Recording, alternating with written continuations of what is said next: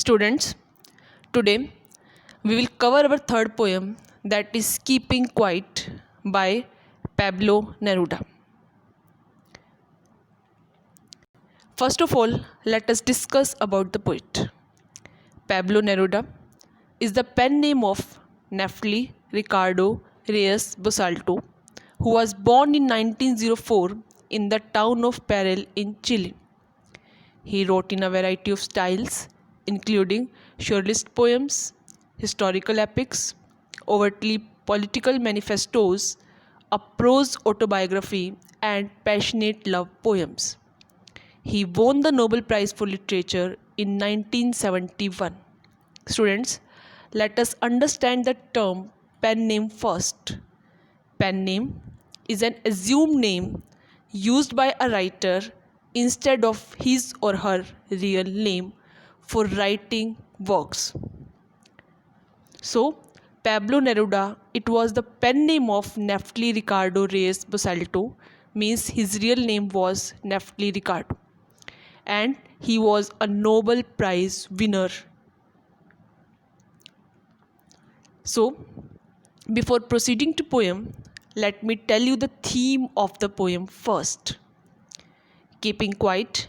It's a simple poem about the need for a little bit of soul searching, which may help us to make peace with ourselves and others. In this poem, the poet talks about the necessity of quiet introspection and creating a feeling of mutual understanding among human beings. He wants us to seize every activity for a moment in order to experience perfect quietude. Students, the theme of the poem, it is quite clear. Introspection. Introspection, it is the examination of one's own conscious thoughts and feelings. In this, we explore our inner thoughts and feelings. So the poet, he emphasizes on the need of quiet introspection and creating a feeling of mutual understanding among human beings. In this poem, he gave the idea that we shouldn't go on living a routine life but also take some breaks in between and spend that time in introspection.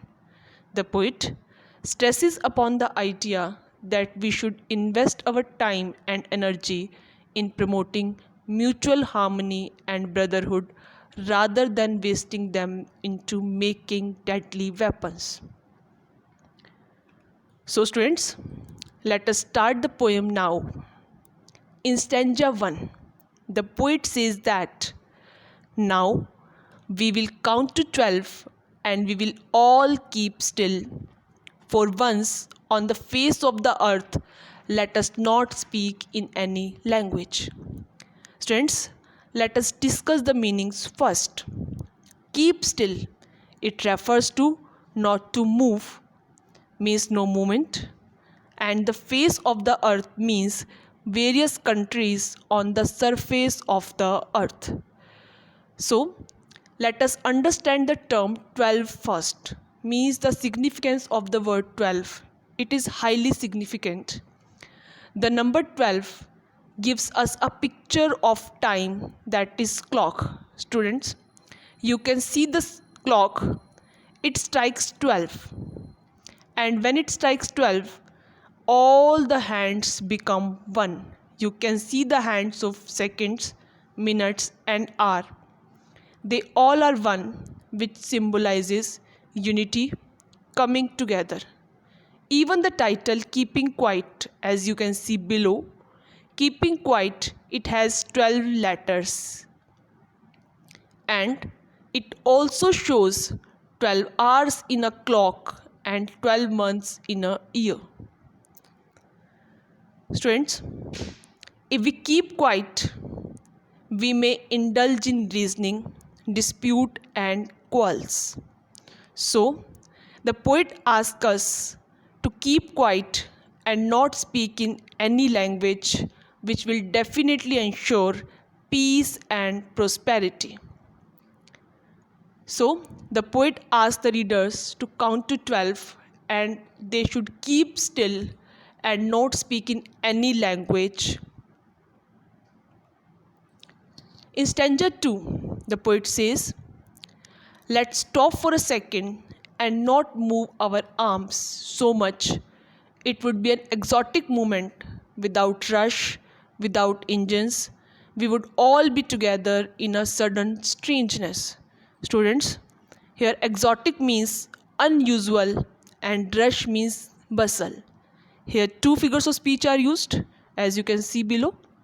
Arms, it means hands and weapons as given in the picture also, which clearly indicates that it is the usage of pun. Pun means when a word refers to two meanings, and it is the repetition of a sound also, so it is alliteration too. Let's stop for a second and not move our arms so much. It means arm, as I've told you, it has two meanings: the limbs of human beings and the fiery weapons in the battle. So, movement of both the arms, whether it is the limb or the weapons, it causes threat to man's existence. When a person moves his arms, they are deadly threat to peace and the existence of humanity. Students, exotic movement. Exotic movement, it's a very important term. It means exciting and unusual. When a person sits for introspection, disconnecting himself from the worldly pleasure, definitely he experiences strange pleasure, and this is an exotic moment. This moment of quietness definitely is a historical moment. It is fascinating for all of us when there will be no movement of trains, cars, and all the people will be united, and the result of being together would result in a new experience in which a man will get chance of bonding and togetherness with each other. Let's move to the third stanza. Fishermen in the cold sea would not harm whales, and the man gathering salt would look at his hurt hands. Here, fisherman refers to someone who catches fish for a living and for sport, and gathering here meaning his collecting. And the figure of speech here is, as again it is the repetition of in his hurt hand, it refers to alliteration. So the poet says that the fisherman will not kill the whales and the salt gatherer will stop their work and will get time to look at their bleeding hands. Here, the image of man gathering salt indicates towards all the people who are indulged in a race, in a mad race of power and money. They are running for wealth without caring for their health. They are accumulating wealth and die without using it. Introspection will give them time to care for themselves.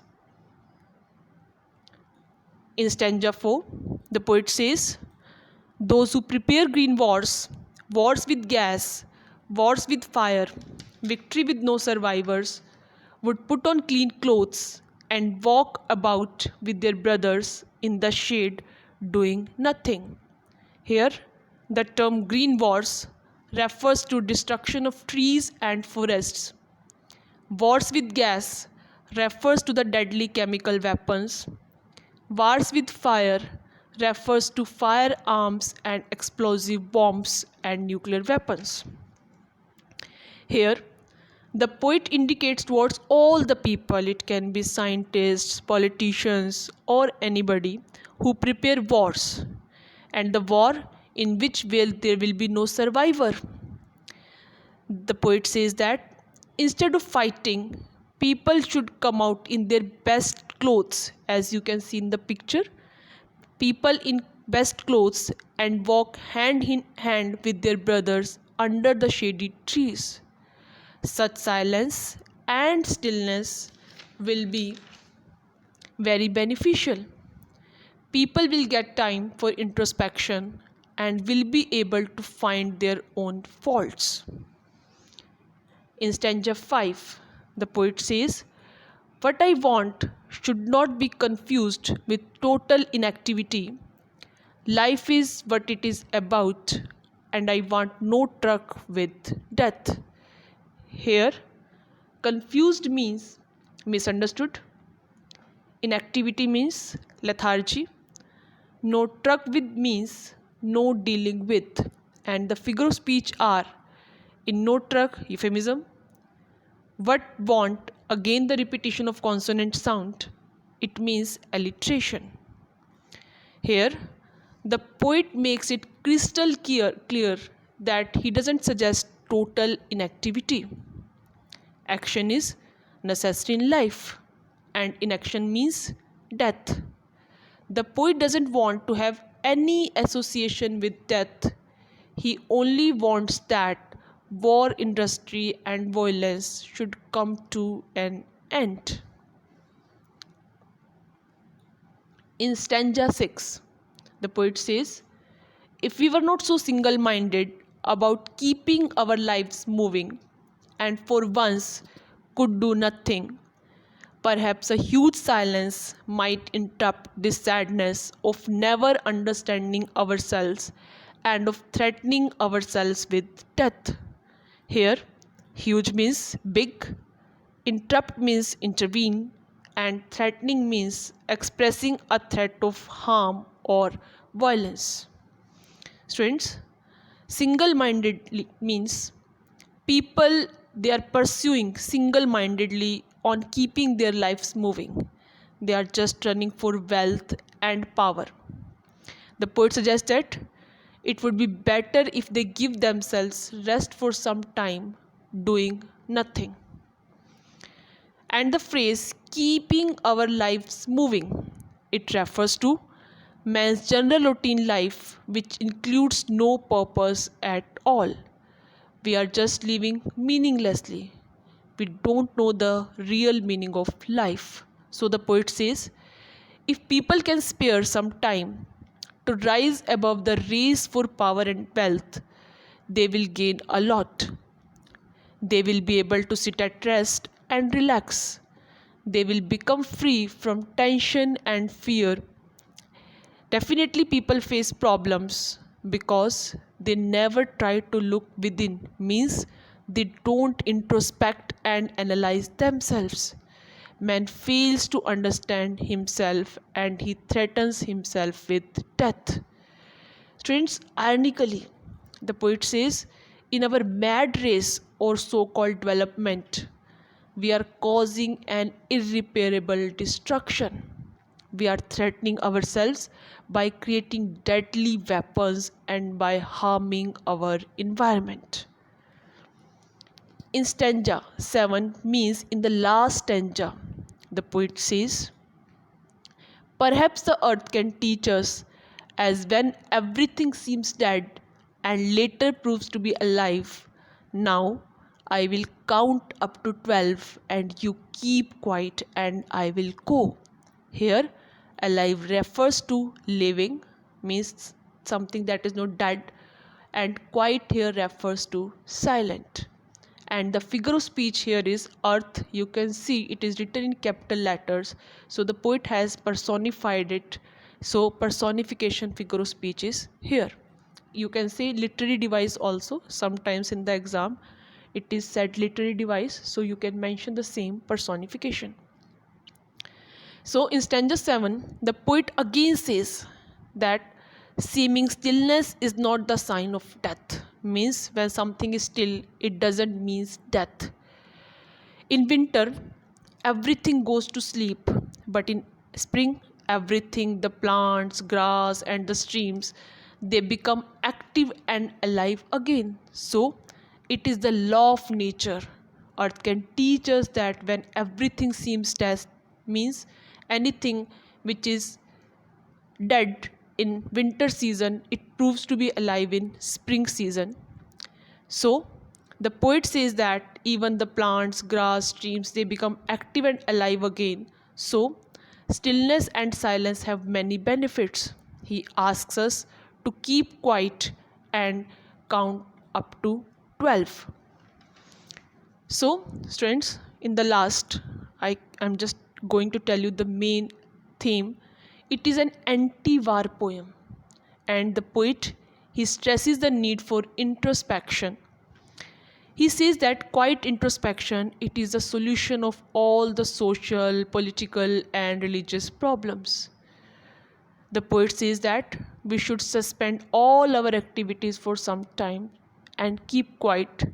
We should look inside, analyze our own actions. It will cleanse our heart and ennoble all the people. So, there is a dire need of introspection. Students, hope you have understood the poem well. Thank you.